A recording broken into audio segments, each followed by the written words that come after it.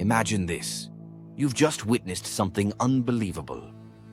A strange craft streaking across the sky. Lights you can't explain. Maybe even beings that look like they stepped out of another world. Before you can tell anyone, there's a knock at your door. Two men, dressed head to toe in black, are standing outside. They know your name. They know what you saw. And with voices that are calm, too calm, they tell you to forget everything. Tonight we unravel one of the strangest mysteries of modern folklore, the Men in Black. Are they government agents covering up alien encounters?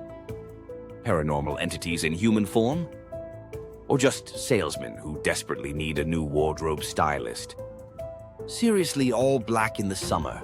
That's not intimidation, that's heat stroke waiting to happen. Buckle up, because this isn't the Hollywood comedy. This is the real legend, and it's much, much scarier. Origins of the Men in Black. The story begins in the late 1940s and early 1950s, right after the infamous Roswell crash. Reports of UFOs surged across America.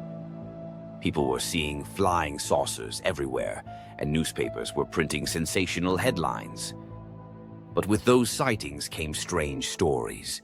People being visited by mysterious men in suits, usually traveling in pairs, always dressed the same.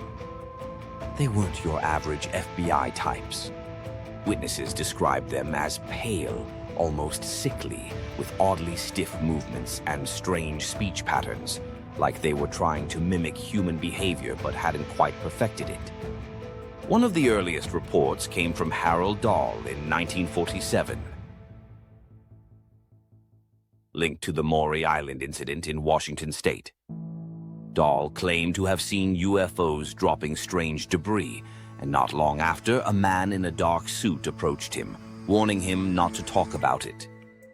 Now, some might say it was just government agents investigating, but others swear these men weren't human at all. Think about it. If the government really wanted to intimidate you, wouldn't they send someone more terrifying than a guy who looks like he's late for a Blues Brothers audition? The UFO craze and the men who followed. By the 1950s and 60s, UFO culture was booming. Contactees claimed to have spoken with beings from Venus. Others swore they were abducted by little gray men. But lurking in the background of all these stories was one constant: the Men in Black.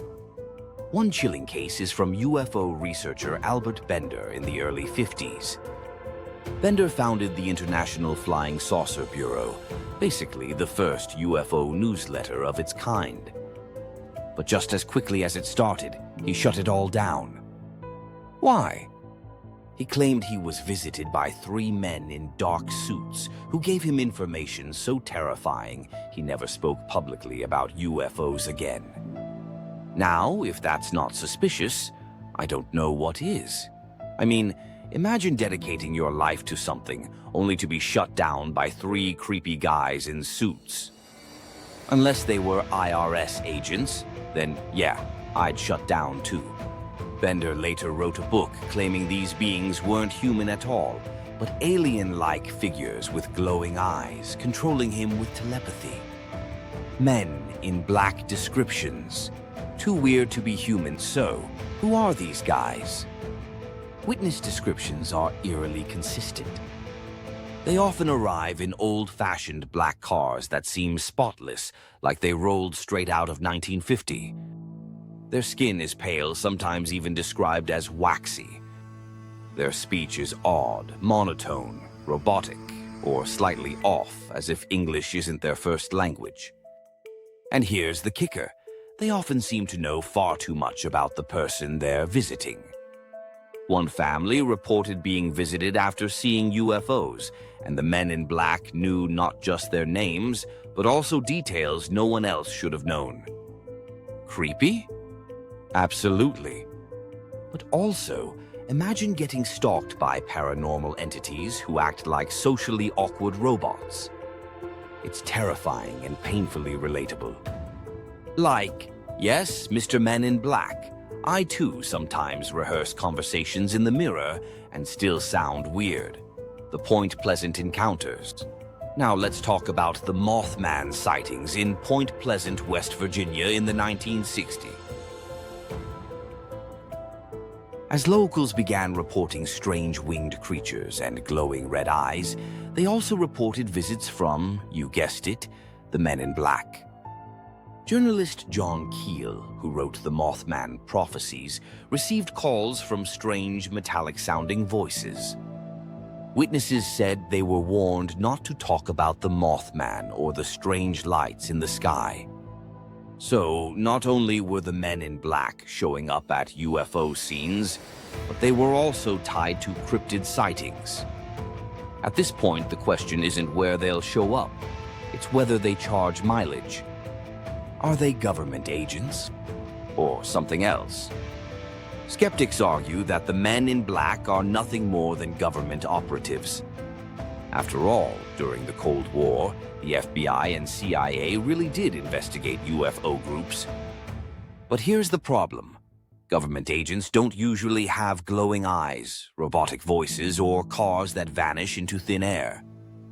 Unless Area 51 has a discount auto shop, something here doesn't add up. Some theorists say the Men in Black are actually aliens in disguise. Others believe they're interdimensional beings, slipping into our world to shut down people who get too close to the truth. Whatever the explanation, witnesses all agree. Once you've been visited, you never forget it. Modern-day sightings think the Men in Black were just a mid-century legend? Think again. There are reports even in the 2000s of mysterious figures visiting UFO witnesses. Security footage has even captured pairs of identical-looking men walking into hotels, asking strange questions, then vanishing without a trace. In Niagara Falls in 2008, hotel staff reported two tall, pale men in black suits who intimidated employees after a UFO sighting nearby. Witnesses said they had no eyebrows, no eyelashes, and oddly perfect doll-like skin. Creepy? Definitely. Fashion-forward? Not so much. Pop culture and truth blurring, of course, Hollywood eventually turned the Men in Black into a blockbuster comedy. Will Smith, Tommy Lee Jones, and lots of memory-erasing gadgets. But while the movies made us laugh, they also blurred the line between fact and fiction. For many, the real Men in Black were dismissed as movie fantasy. Maybe that was the point. What better way to cover up a real phenomenon than by turning it into a punchline? It's like if the government made a rom-com called Love at First Alien Abduction. Nobody would take the real stories seriously anymore. So who are the Men in Black? Government agents keeping us in the dark? Aliens in disguise? Or paranormal beings slipping through the cracks of reality? One thing's certain, their legend continues. From Roswell to modern sightings, the Men in Black remain one of the strangest mysteries in UFO history. And remember, if someone knocks at your door tonight wearing a perfectly pressed black suit and tells you to stop watching this video, well, maybe just tell them you're subscribed and hit the notification bell. Because hey, even the Men in Black need to keep up with good content.